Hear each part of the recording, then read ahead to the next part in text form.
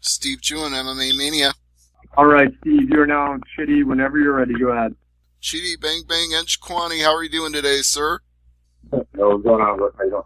I'm doing great, and I'm glad to talk to you because you've got a really big fight coming up here with Cornish at Bellator 182. So, how is the training and preparation for that fight going? Training's going good. Same shit, nothing new. More tired. How do you judge Koreshkov as a stylistic opponent? What does he bring that you haven't seen in a previous fight? I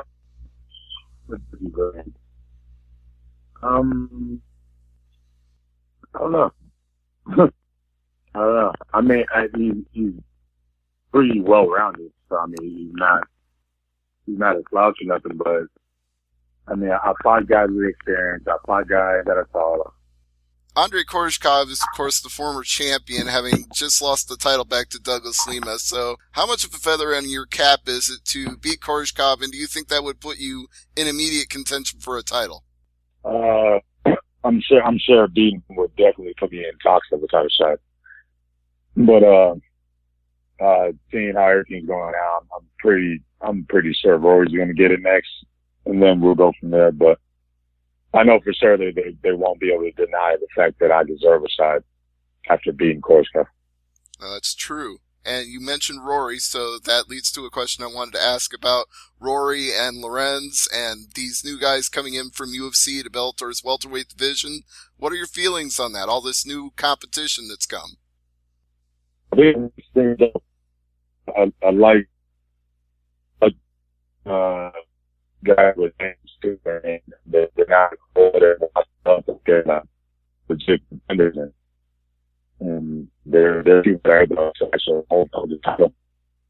I like it, man. It brings recognition to Bellator's 170 division and more competition. Shit, I mean, I got to I understand that. And some of the other welterweights I've talked to have said similar things, although a few of them seem frustrated that guys like Rory are getting to jump to the front of the line. I know Fernando has said, I've been paying dues for a long time. How does he get to cut ahead?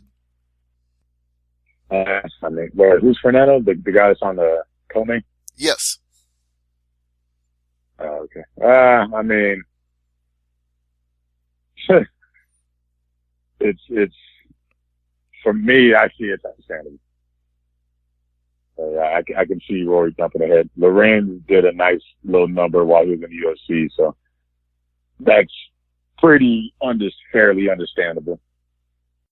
So, I mean, I don't really see where the big problem is. As long as Fernando keeps winning fights and keeps putting on a good show, he'll get a shot regardless. So, I don't see what the issue is.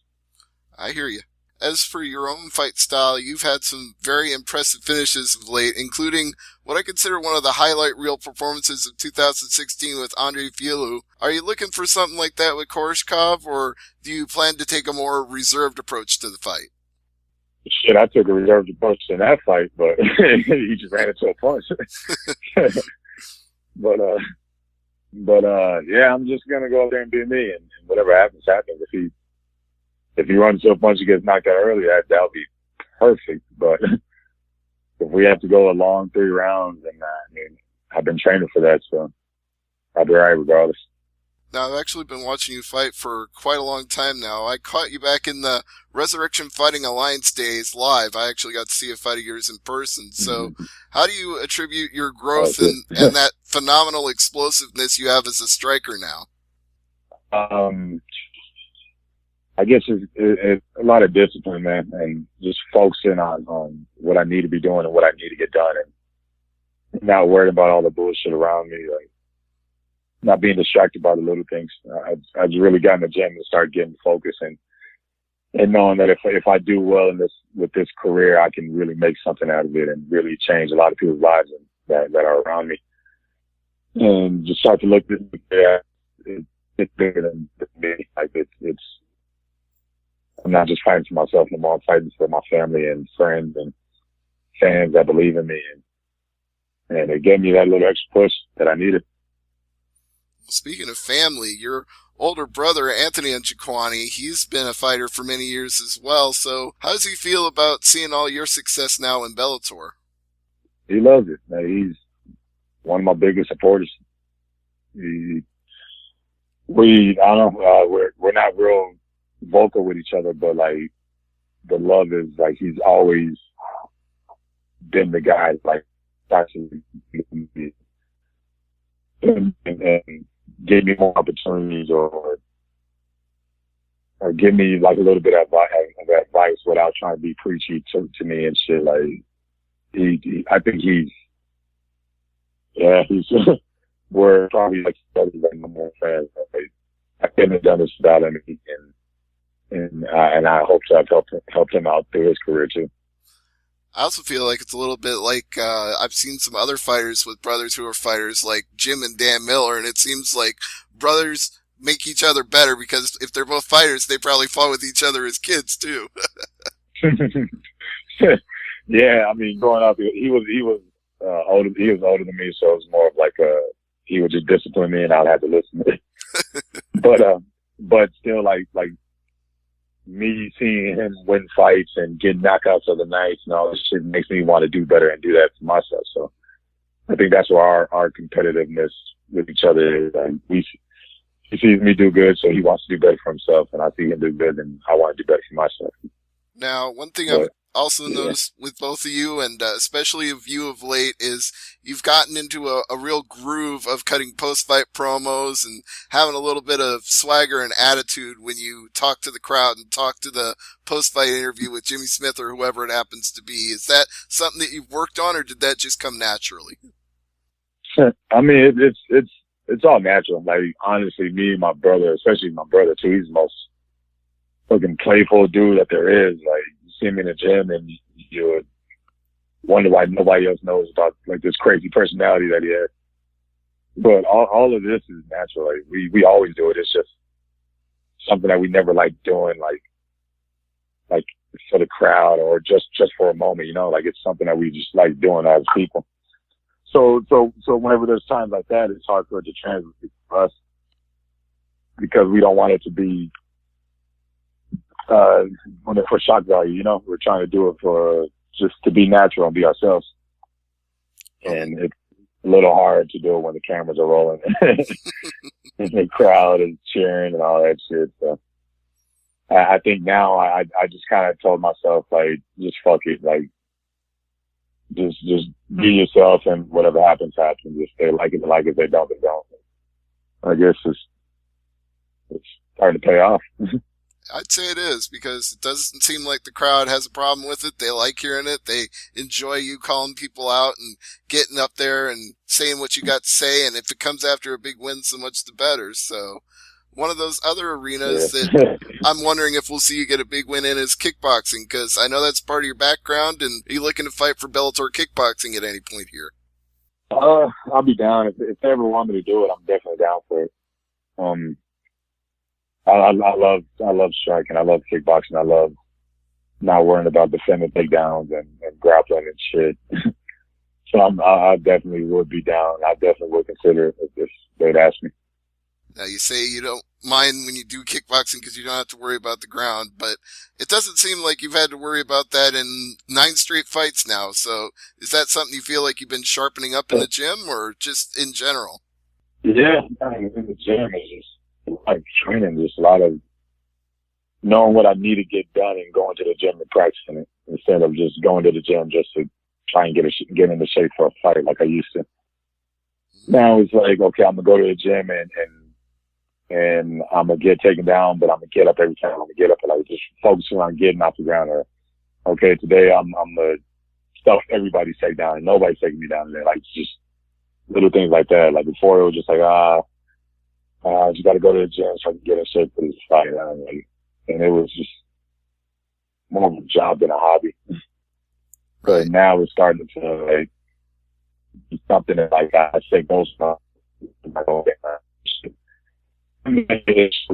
whenever I go into a fight and train with it without realizing it's going to the ground's not a problem because, like you said, you get back up right away. But one thing that I haven't seen in a real long time, and I think it's going back to the 2000s here, is you getting a submission in a fight. So is that something that you feel like is going to happen here sooner or later?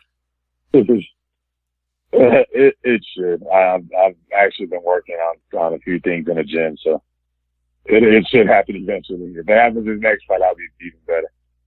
Right. But it'll come. I'm starting to like enjoy being on the ground, even though I prefer not to. I'm starting to enjoy being there. So like the submissions are starting to come a lot more in the gym than they used to. Well, so we'll see. Yeah, Andre is certainly not an easy guy to submit. I think he's only tapped out 3 times in his entire career, so that might not be the easiest task. Yeah, no, it's definitely not going to be. I mean, nothing is going to be easy to put on Andre, but I'm definitely going to go out there and what I do, and it should work out. It will work out. That's what we're looking forward to seeing at Bellator 182. But a couple more questions and I'll wrap it up. What about this Bang Bang nickname? Obviously, Chitty Bang Bang flows naturally, but is that something that you came up with, or is that something you picked up from your team? No,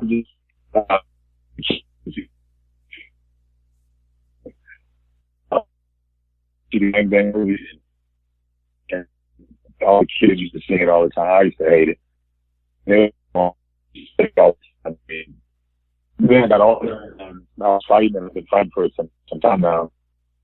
And one day it just kind of dawned on me, I need a nickname. I was like, fuck it, I'll just Chitty Bang Bang. And it fits, it works. I like it now. I love it now, actually. Well, it's fitting when you get highlight reel knockouts, you go out there and bang bang and opponents fall down. Yeah, I mean, it fits perfect, but there was a time where it wasn't so sunshine and rainbows. I feel you on that. So let me just wrap it up by saying this is going to be in Verona, New York at Turning Stone Resort and Casino. New York's still getting their feet wet with legalized MMA in that state. So how do you feel about them? How do you feel about the job they've been doing so far regulating MMA? It's good. Personally, about like commission or anything yet, but so far, looking forward to wet too.